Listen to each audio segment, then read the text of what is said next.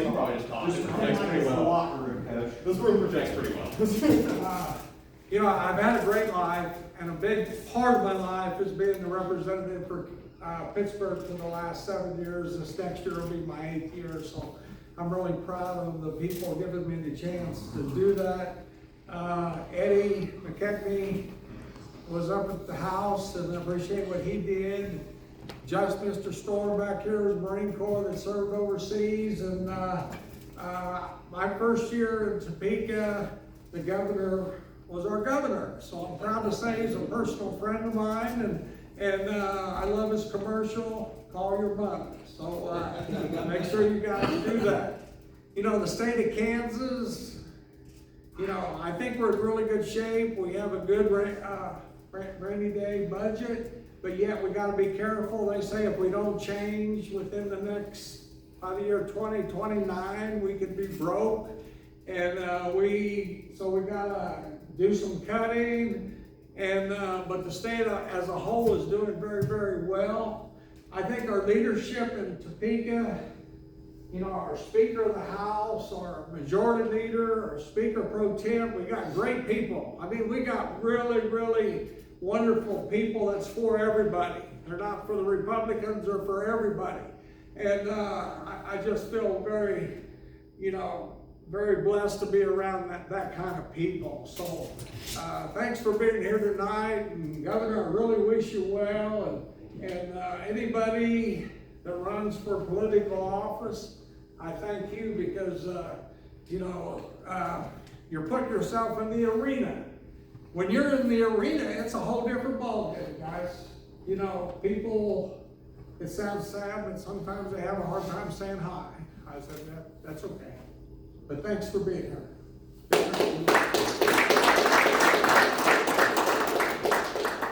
And one more face I want to get up here and talk for a minute. We got DJ Perry. He's running here locally. And I just wanted to see if he has a few words to say. Well, I appreciate that, Governor. Thank you again for a little bit of time in your night tonight. Thank everybody for coming out tonight. I'm not a politician. I'm learning. This is new to me. One of the big takeaways that I want to let everybody know that hasn't done this before is that you meet all these amazing people, and you hear their stories, and you find out what they have going on in their lives, and you connect with them. And that's been one of the greatest things so far, this whole campaign, this whole window. Chuck, thank you for the kind words. It is a battle. I mean, I've learned this, especially in the last 3 or 4 weeks, when you're out walking the streets and knocking on doors. There are people that don't vote. They don't want to get out there. They don't want to try to help make differences because they have some kind of grievance with the process. So I think we all kind of owe each other a little bit of time, a little communication, and some friendship, and then we can all help each other get to the next level. I know those cuts coming. We've all talked about that. So I think if we all focus on taking care of each other long term, then we're actually going to get to where we need to be in the short term. And that's what we're doing this, right? For those that have been there already and already seen a lot of this, I appreciate all the mentorship and all the information.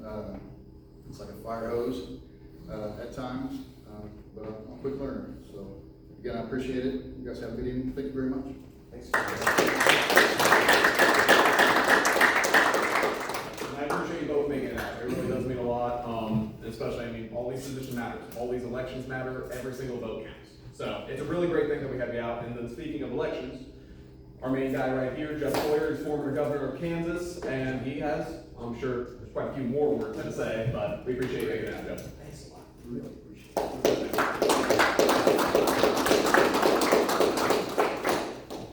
I want to say thank you, CRs.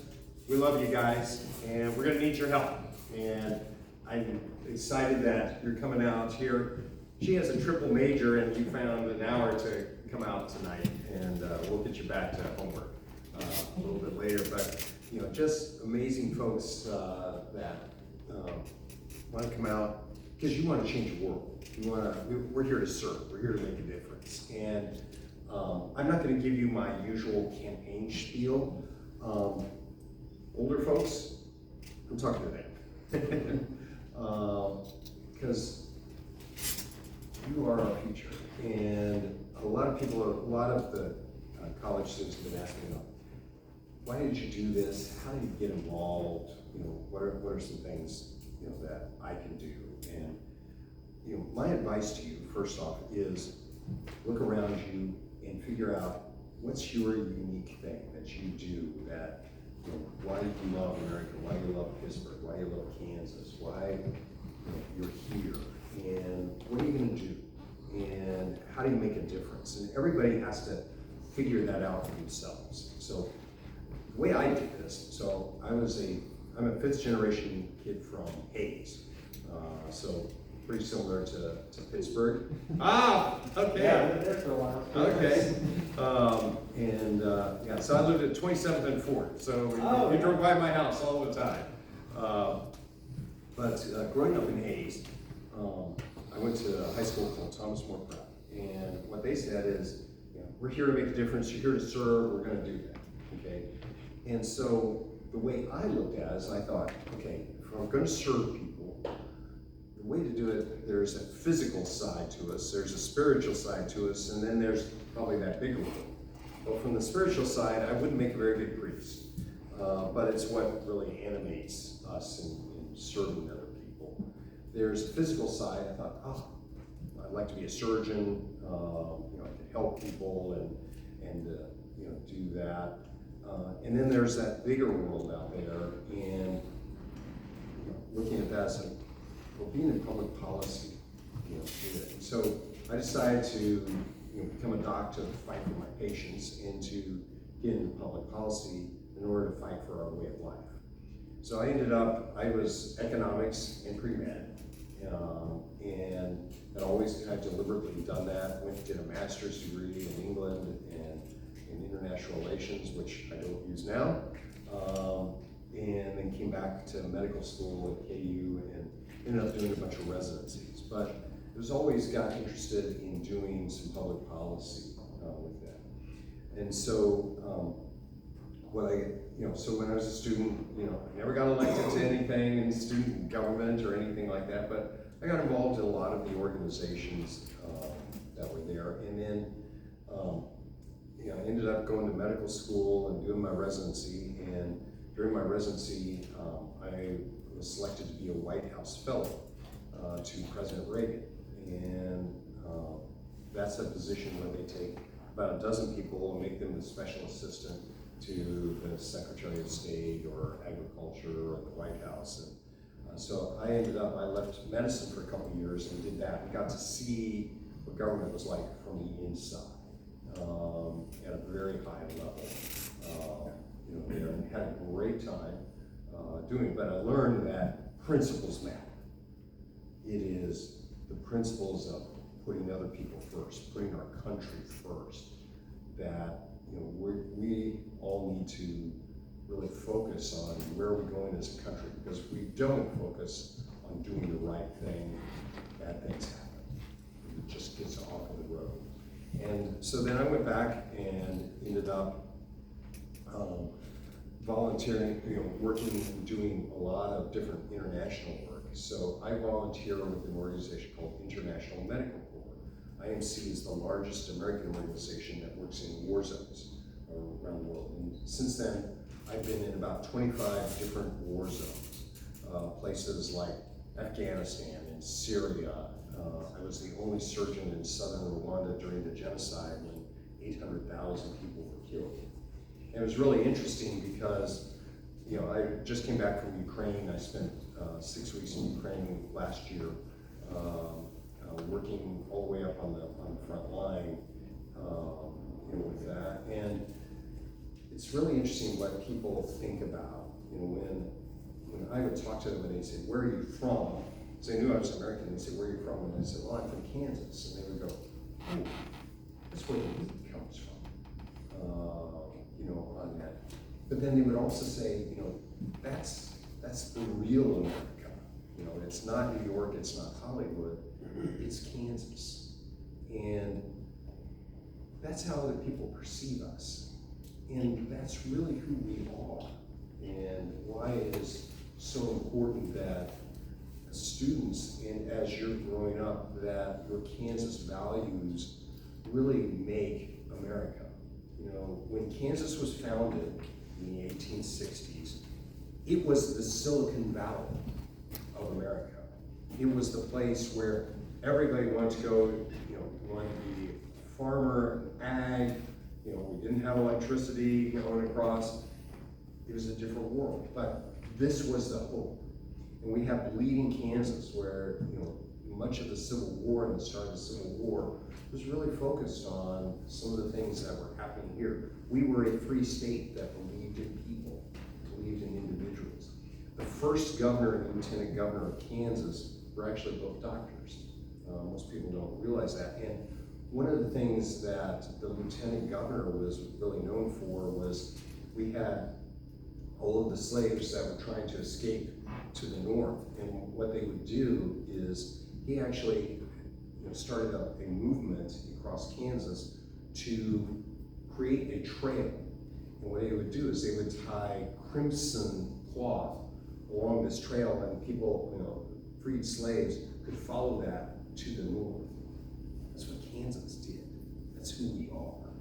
And it's showing people the way by doing the right thing. And that's why I'm excited that you guys are here, because I know that the CRs that are here, we're gonna do the right thing. And it changes America. It makes America great. And that's why I'm so excited about what your future looks like here in Kansas. I'm running for governor because we need to change our state. We have been going backwards for decades. The number of congressmen that you have is apportioned by population. Okay? Kansas, when we were becoming a state and everybody was coming out here, we suddenly got up 6, 7 congressmen. So in Coach's lifetime here, Kansas used to have 6 congressmen. We went to 5, we're now at 4, we're on our way to 3. So Kansas is growing half as fast in a single lifetime as the rest of the United States. And we can't do that anymore. We can't allow that to happen. We started to make some major changes and started back on that. And over the last 7 years, Kansas has gone backwards. Over the last 7 years, 1% of the state is left. Most are under 40, most with college educations. I don't want any of you to do that, okay? So if you ever think about it, call me, and we'll talk to you this day. But when we're doing that, we need to see our futures here. My daughters are all 20-something, all college, and they would like to have a technology job here. They'd also like to have 80 acres, 4 horses, which would be really cool on it. They like being in the exact center of the United States where your friends always remain your friends and will live with you for a generation. That see the world as a big world, that see that you're just served, just like DJ served. DJ was in our Kansas Guard for years. I got to be his commander briefly on it. But these are people that, if you can even hear half of the stories, that changed the world. Many of our Kansas Guard were deployed not only to Iraq and Afghanistan, but places like Syria and elsewhere, and North Africa and elsewhere. People that they were doing the right things, and they were putting America first, and they were putting other people first. And that's the great thing about us. So we have this amazing group of people, Kansas. We have this great idea of Kansas. And so where are we going to go over the next few years? My personal feeling is, if we don't change this trajectory that we've been going down and down and down, if we don't change this over the next decade, we're just done as a state. And none of us believe that. None of us, not a single Kansas I've talked to, thinks that that should be the direction that we want to go.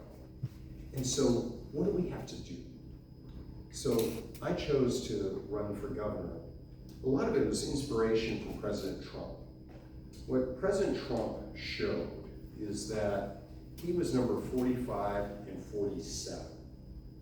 And when you've done the job and done it well, and you go out and you kind of stew on it for a few years. When you come back, you can change everything. And in Kansas, we don't need, it's not a simple thing like a tax cut, or we need to do a couple things with our universities, or we need to do a little jobs program or something like that.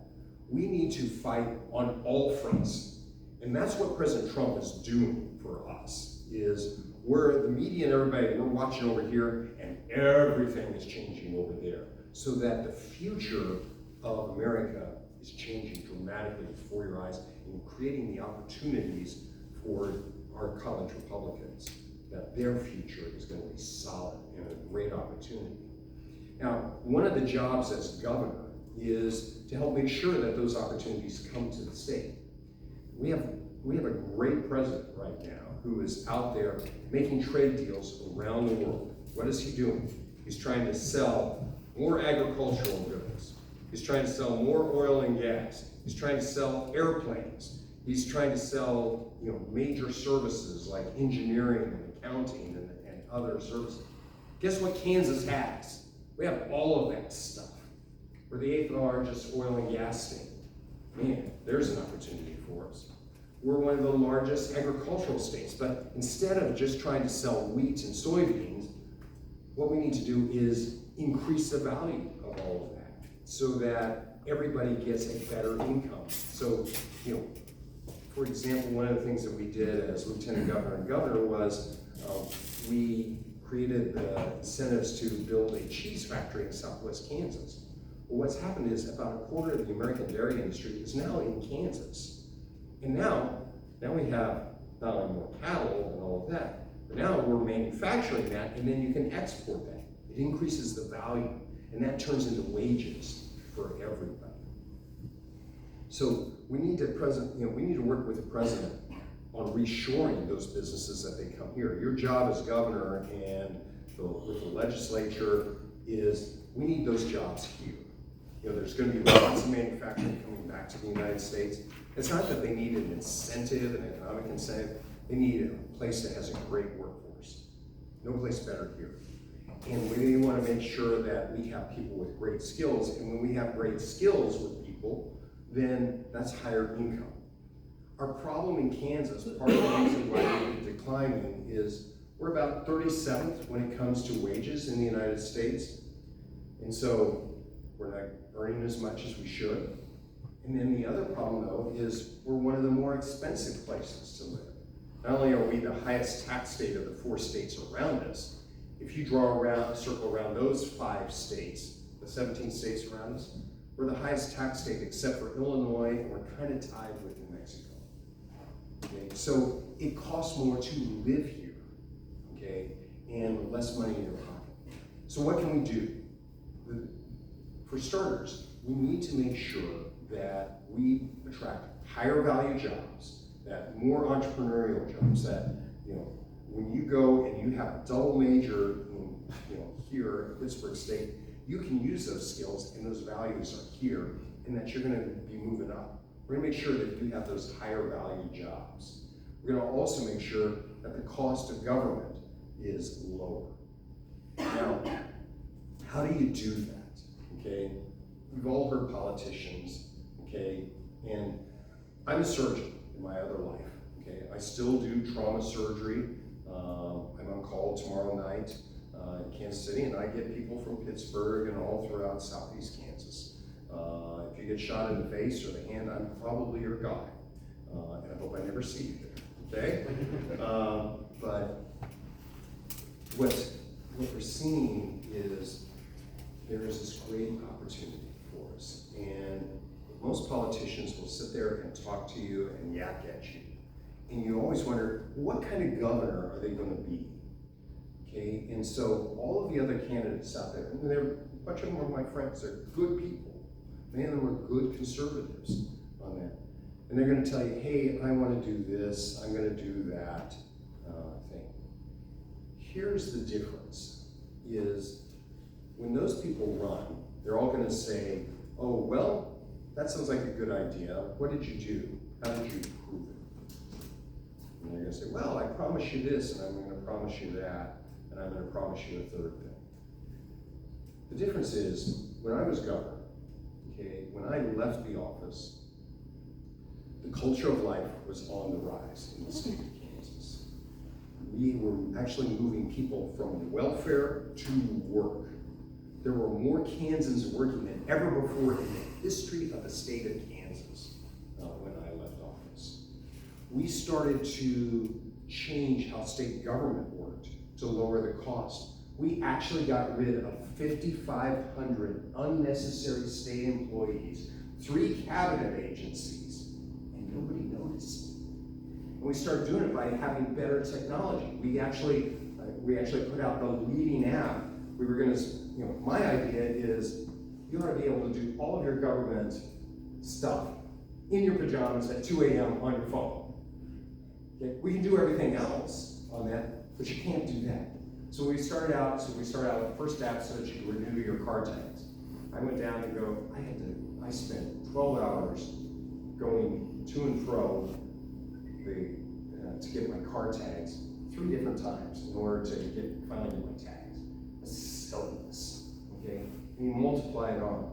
So we were gonna try to do that with the app. Well, the new administration, that means we have fewer bureaucrats and all of that, and so there's just nothing happened, okay? And then they've done a couple of other things online, and they've all been awful and been failures. But making something where our technology, we grow that technology here, creates opportunities here, we can sell that technology in other states, we can do a much better job. And that, you guys can be in the front row seat in doing that. And so, that's how we got rid of state employees and nobody noticed. Well, guess what? Laura Kelly, and what's going on in the last few years, the budget has increased 60% since I left office. 60, okay, over the last 7 years. Are you guys doing better? Are you 60% better on that? Is your government serving you more? No, it's not. It's going into bureaucracy.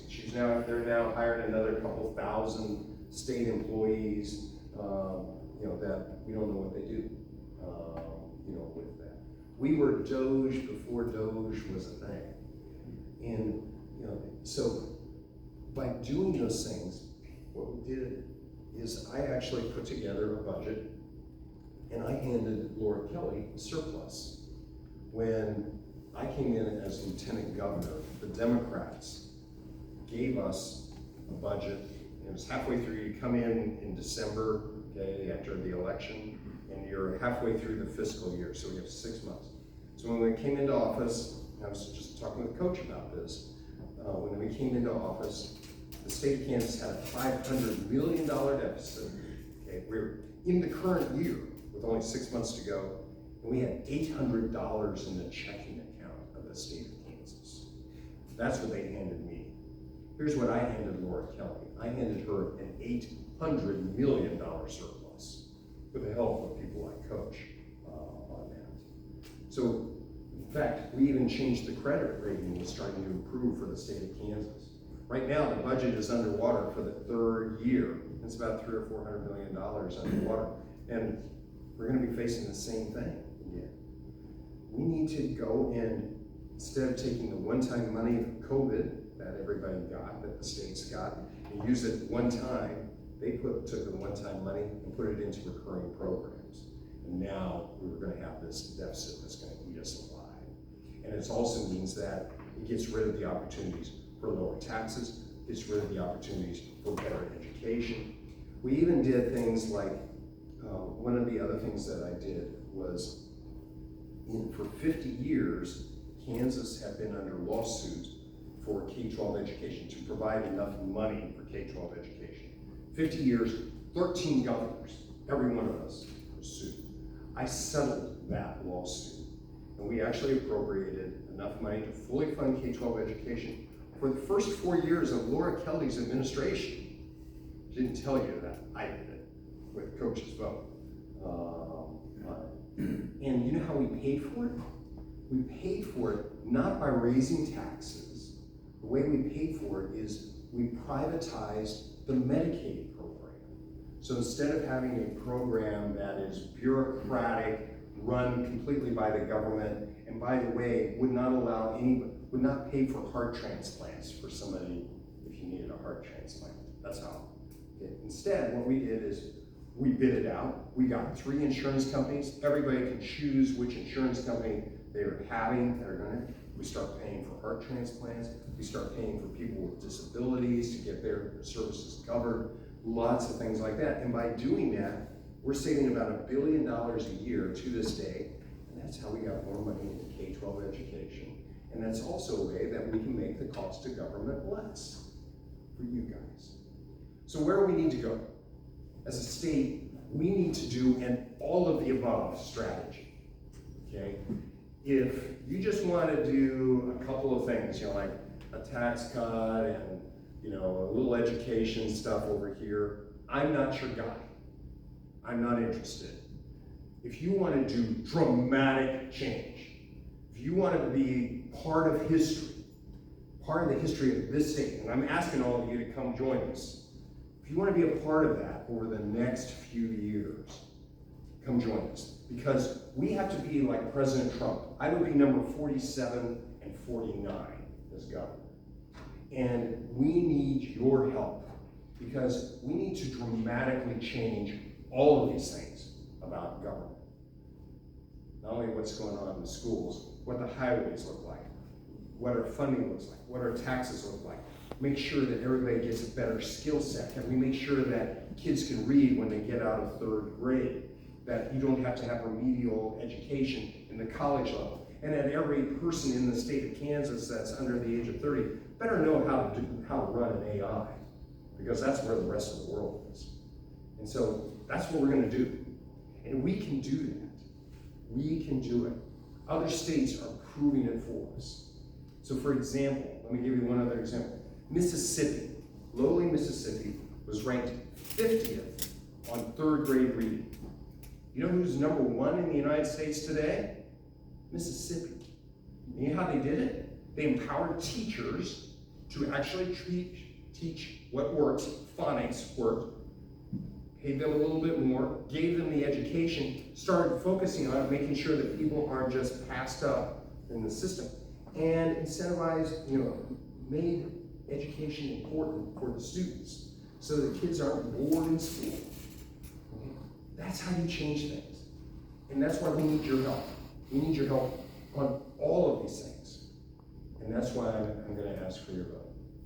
And so, like President Trump, we need a strong, competent, conservative governor that works with everybody, that focuses on the big things, that focuses on people, that cares about people and getting the job done, and that I want to see that all of the people in this room see their future in Kansas. If not, we'll have failed. You know what? You guys are here tonight, and I know you believe in my state. You believe in our state.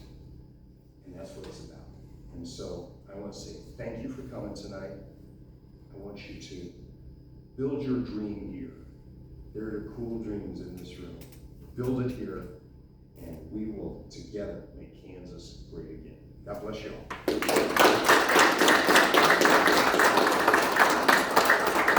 Now, I promised a few questions for a little bit, so we can do questions. Sure. All right. Questions and suggestions too. Okay. Well, biggest issue of the next decade, what are we going to do about AI and the unemployment that comes from it? Uh-huh. What are you thinking? I don't really want specific plans, because those are very difficult. I just want to know what you're thinking in terms of what it's going to look like in 10 years, Sure. Okay. For starters, I'm not as doomsdayish on what AI does for a lot of things. I think AI creates some opportunities for us, and it also creates challenges. Yes, when the motor car came on, all of the people who service horses and buggies, they went bankrupt. But it took a generation to go and grow on this. We need to be on the front end so that everybody, if you have, when you leave high school, you need to be able to read, you need to be able to do basic math, you need to have a skill, and you need to know how to operate an AI because it's on your phone and it's going to be there. So how do you do that? One is making sure that your educational opportunities include those so that you can use your genius in order to help do it. Secondly, if we start focusing on more on additional skills, so for example, when if somebody is pushed out of their job, because of their AI, we need other skill sets. We got lots of jobs. So right now in Kansas, there are more jobs than there are people. And I gotta make sure that we train people up to the skill sets that they need. Hopefully that's one where we're making more money, and the way you do that in lots of community and corporate programs. You unleash additional training opportunities, across the state. Not only places like here, but also in our community colleges and our junior colleges, and lots of other opportunities there, so that you get people with the right set of skills. Because we don't give up on anybody. We're all here on this team, okay? And I'm going to make sure that we're focused, on it. So, does that answer your question? A little bit. A little bit. That's fine. No, we can have a long conversation after. It's a hard. Yeah. Yeah. Yes. So, for me, my biggest issue is education. I think obviously the most important thing for a state to have is a properly run education system to help foster the next generation. But I mean, if you look at Kansas public education, it's travesty what it used to be. And I'm someone who feels failed by the public education system. I'm sorry they didn't. And so I was wondering where you stand on some reforms of the public education system. Obviously in Mississippi, I mean, in total rank, they went from 50th to 16th, just in the ranking for everything public education wise. And in Oklahoma, with what Superintendent Ryan Walters was doing, a lot of good things. I love them too. I was sad to see him resign, but a lot of things like merit-based pay for teachers, expanding school voucher programs. Where do you stand on those kind of reforms for education? Okay, personally, I don't think any person in the state of Kansas should be condemned. Their whole education thing should be condemned by what zip code you live in. If it's, if your school district is failing you, we need to get you another school district. We need to make sure that that school district is functioning better. Okay, and that starts at the top. It starts at the top of the government, demanding that this happens. But you will see major changes. We need to give people more choices for their schools.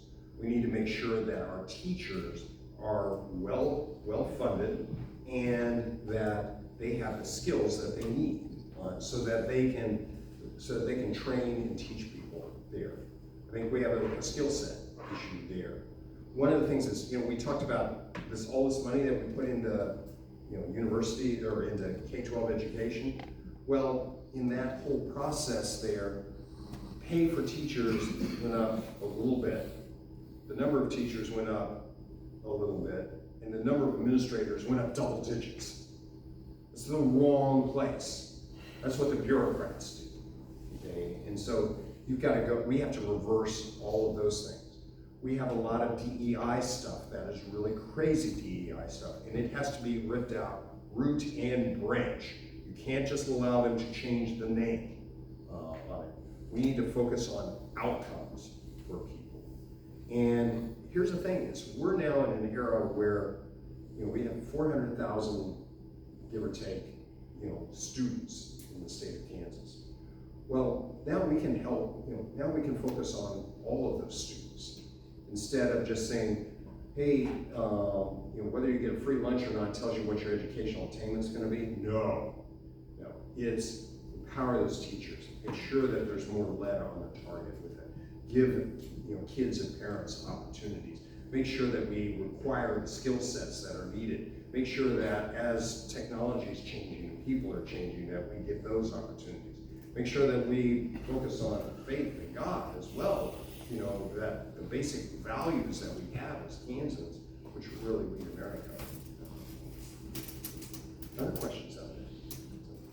Sure. You tapped on this a little bit earlier, but you mentioned how, you know, wages being low, taxes being high, not as much money in your pockets. To focus on the wage aspect of that, do you support or want to look into something similar, even like what Missouri did, what they passed? Yeah, Missouri's beating us. Yeah, it's honestly, it's a little insane.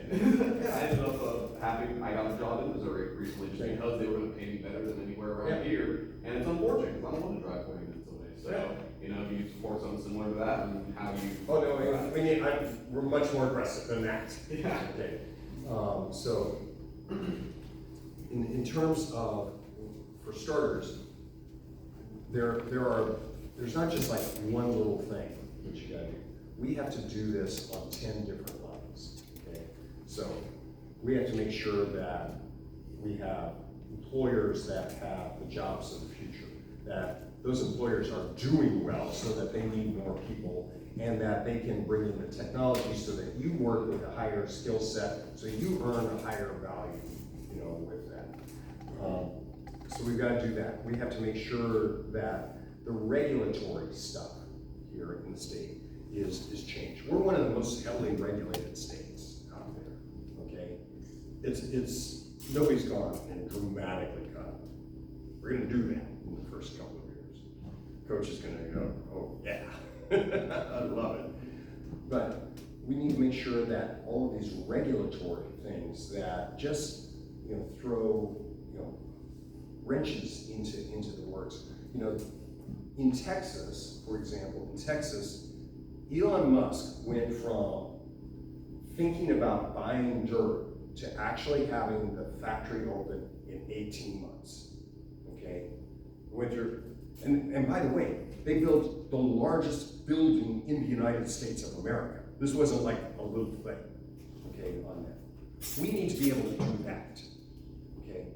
But it may be that you want to go and create your own small business, and you know, maybe a manufacturer, maybe a service or something like that. We should be getting you there quickly, you know, and not starving you, you know, by taking extra time on it. And so getting rid of things like that, making sure that you can find the workforce, making sure that we have the highway system so that whatever you're building, you know, I was the person that pushed to get 69 going 4 lanes all the way up and down here with that. And we had to do it in pieces, still not quite where I'd like it on it, but it's a big improvement.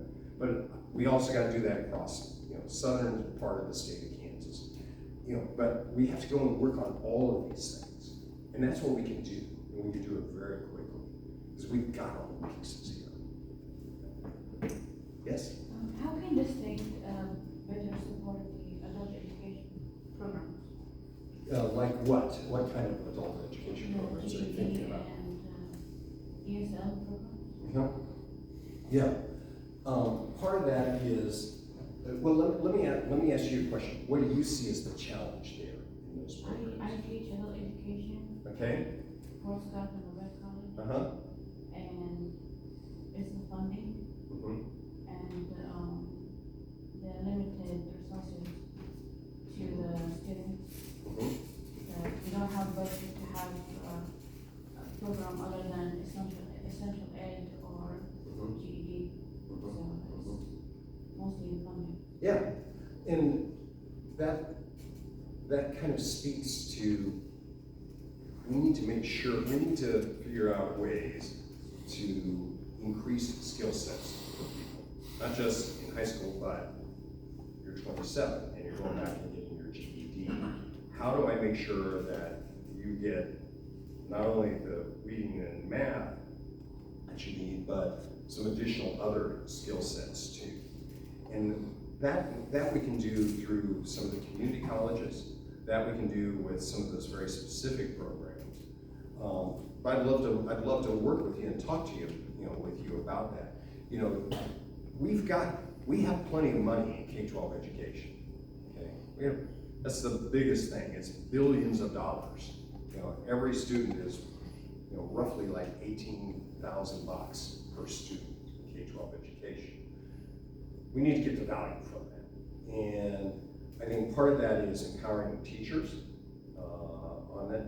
Part of that is getting the administration lower. Part of that is bringing in other skill sets so that, fine, we get you a GED. Well, now how do we get you to be an auto mechanic or something else so that you can go and earn, a living on it? And, part of that is empowering the teachers, educating our teachers.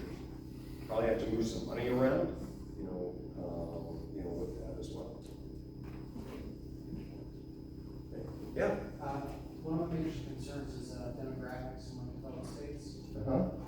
What can you do to increase, I don't know, migration or at least? So tell me what you're thinking about on demographics. What's your example? I've seen estimates that nationally by 2060 we're going to have to raise the interest rate by 50% because of the amount of things that we're going to need to have enough people to, fulfill what we need in the economy. So what can you do to increase migration or at least decrease the amount of money it needs to raise children in different households? Yeah.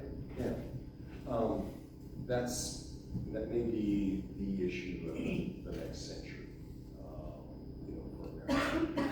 And I think, for starters, is we need to look at how do we make people successful, okay, so that you can have a family that can afford kids and afford kids that move up and have those opportunities there. So part of that's economic, part of that is things like wages and education. Part of it may be making sure that it's easy to have a family. It's hard to find a house that has 3 bedrooms. In Pittsburgh, we're doing okay. You can go 10 miles out of Pittsburgh and it's hard. With that. We have to do things like that. We have to think about how do we keep people in Kansas, okay? And how do we make it attractive? And I think the way you do it is it's the energy. It is the lifestyle that we have here. We have great people. People really believe in their neighbors. They believe in God and country. And they believe that we're all Americans and we can do this. We can really focus on expanding that. And so, I want you to see, I want families and individuals to see their opportunities here, not in Austin. Okay? And that, you need a governor who's going to be out there constantly, driving that business in that state, going and working with the president. The president needs a strong partner who's going to help him do that. We need to look at, and we need to have a conversation about what our taxes look like. How do we make it more family friendly? There. How, what is it that works for us? If I had a magic bullet, it'd be easy. It's an all of the above strategy. We'll steal things from other states that work. And I'm all for imitation on it. But I think there's some real Kansas solutions in that. And talking to people, they want to see, hey, this is a really comfortable place to live. I want to make sure that my family, that my kids can get educated. I can have a house. I can have a decent job. I can do the things. I can live the way I can do here. And it falls on a whole lot of different things. So, I want to say thank you very much for coming out tonight. I know it's, there's a lot of school going on and we've got some exams coming up here pretty quickly. So I just want to say thank you. We would love to have you volunteer for the campaign. The guys in back, we'd love to take your phone number, get your email. If you have ideas, I'm really interested, okay? And we want to hear from you. You're seeing cool things in other states, or here's something that we're looking for good ideas. So if you could sign up over there, that would be great. And then I just want to say thank you, and we will take you into the campaign as the year wears on. God bless you.